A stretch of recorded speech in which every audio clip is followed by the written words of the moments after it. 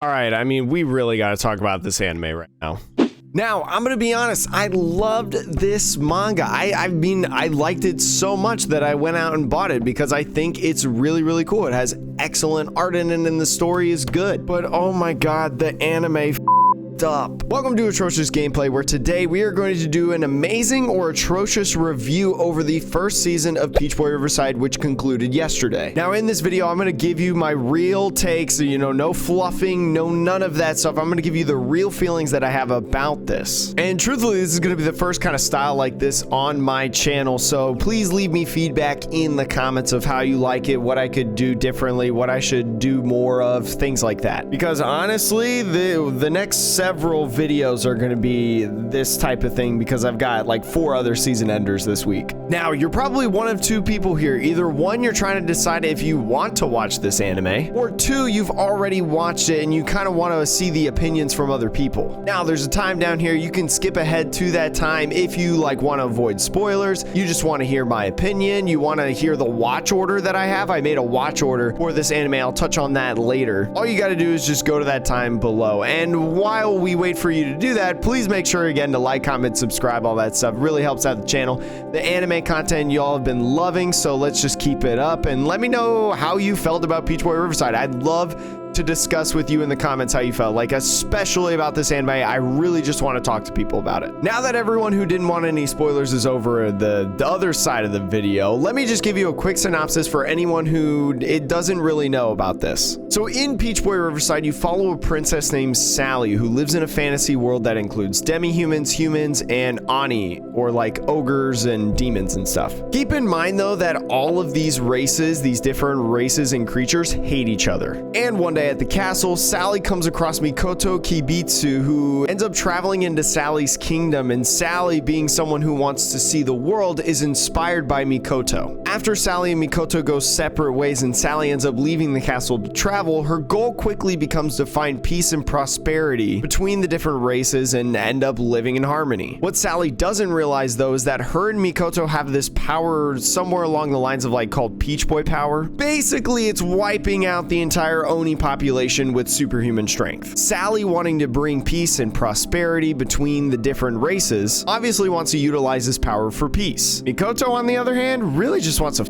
up. Now, I'm gonna be honest, there are several good things about this series. Note how I say series. I'm honestly a huge sucker for overcoming discrimination stories. Going alongside with fantasy worlds, another storyline that I kind of really admire. Meshing those two together is something that I really dig. And honestly, in the manga, this has a beautiful and also horrifying couple panels that you kind of see on screen here, some of my favorites. I mean, just look at Mikoto when they find out the first Peach Boy powers. It's absolutely menacing, and I'm looking at it right now as I'm recording this because oh my god, I love it so much. But I also thought this series does a really good job with their story and kind of setting things up moving forward as we progress into the next couple, at least volumes of the manga. And if you take the whole overall of season 1 of the anime, I personally think it does a really good job setting up antagonists in the first season, but also in future seasons. I really admire the different character arcs that the different characters go through in the main team, adventurer team, and how it also sets up possible conflictions between themselves or other people and things like that. And then another good thing that I think this story and overall series does that encompasses the first season of the anime is giving a little bit of info about that Peach Boy power and ability without kind of info splurging and really overwhelming the people who are watching. Again, this manga is really enjoyable. I plan on getting all the different volumes that release. I mean, volume 2 comes out, I think, in a couple days. I mean, just look at the different characters and how they kind of develop within the first season. Sally, really obvious there. Has the power to kill everything, but wants to create peace. Duh. Now, Mikoto has a really curious arc that I feel like is going to really evolve in the next season, where as you see in the beginning, he's really just wants to kill all Oni. But then towards the middle/end, he has kind of conflicting feelings when he has Hair Oni join his team. Frau, being a wonderful character, kind of teases a backstory in this first season that I think is going to really evolve later, as well as Carrot or Ioni really fully experiences the peace between the races being in Sally's party tree of like humans, demi-humans, or supposed demi-humans, and Oni, and really starts to admire it, especially later in this first segment of the story, but it has to overcome the traditional Oni thoughts, because constantly throughout the story so far, she is questioned on like, has she betrayed the Oni population or not? The only character I think is kind of weird and doesn't really have an arc, but maybe it will later, is Hasen. Hasen to me is just really like, I like swords. And truthfully, another good thing that this anime does, in my opinion, is it really deals with the OP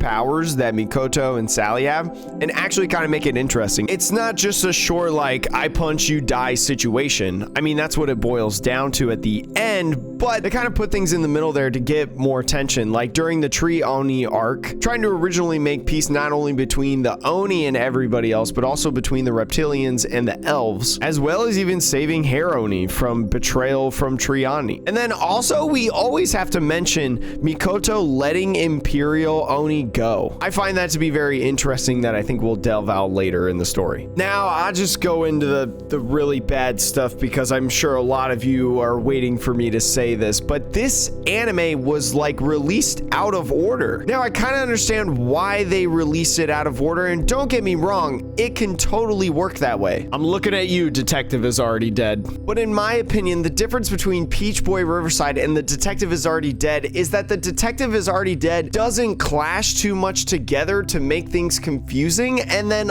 also both the light novel series and the anime feel correct. I mean, neither one feels wrong in its order.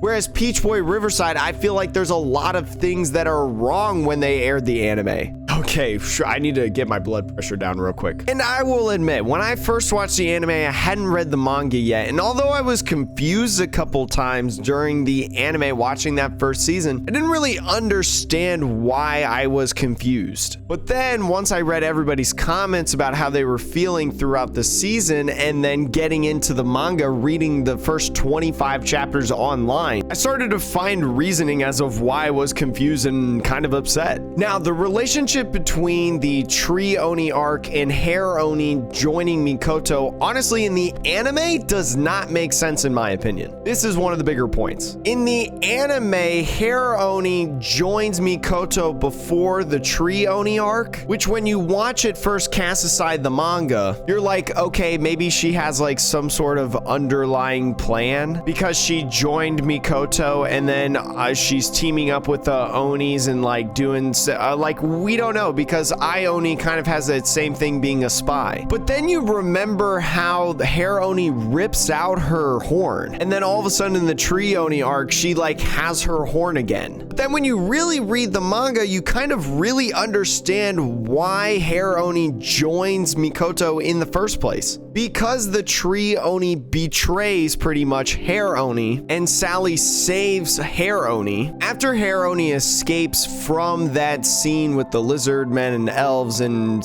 Sally's group and stuff, it makes sense why she ends up joining Mikoto, because she's kind of realized that there's some sort of salvation and some sort of peace. Plus, then it makes sense in the Tree Oni arc why she still has her horn and then rips it off with Mikoto. This also kind of runs in with the point of Winnie and meeting her, because I think they go meet her way too late in the order that they released in the anime, especially because when they met Winnie, it happens after the Boom arc. I mean, the Boom arc being before the Tree Oni arc is just weird. Like, not only does having the Tree Oni arc before the Boom Oni arc make Winnie's jump into Hawthorne to save the day, like, just make way more sense, but it's kind of big development for Carrot at this point, because it's now that Carrot is questioning more and more the Oni way and the differences between the races, and is starting to want to find peace, and even starts to convince other Oni like Boom and Stretch that, hey, there might actually be a way to make peace. And plus, I feel like Boom Oni's death is like a great season ender. If you follow the manga, it is pretty much the season 1 ender, and it kind of feels really good because it kind of shows that Imperial Oni is kind of losing control or showing more sides of him, and really start to show that he will be having a main arc as like a main antagonist. So like, how would that not set set up a good season 2. It's also around this point during the Bumoni arc that Mikoto is really struggling to battle the morals. And then on top of that, during this time, we also get a bunch of backstory of like why Mikoto is the way that he is and why he's having this battle. A small little issue that I've been trying to think about is where would I want the vampire arc to be? Because like in the manga, the vampire arc goes really fast. It's like you started and then boom, it's over. Whereas I guess like in the anime, I mean, you got to dedicate at least one episode to it, and it was pretty much a one episode thing, but it still felt way longer than like the manga. Like part of me wants to put it before Tree Oni because Winnie references during that time that Prow is taking on a rabbit form, and so we kind of get a little bit of a teaser of like, oh, Frau's not actually human. But then you could also justify the vampire arc being after the Tree Oni arc, because then Winnie kind of teases it real quick.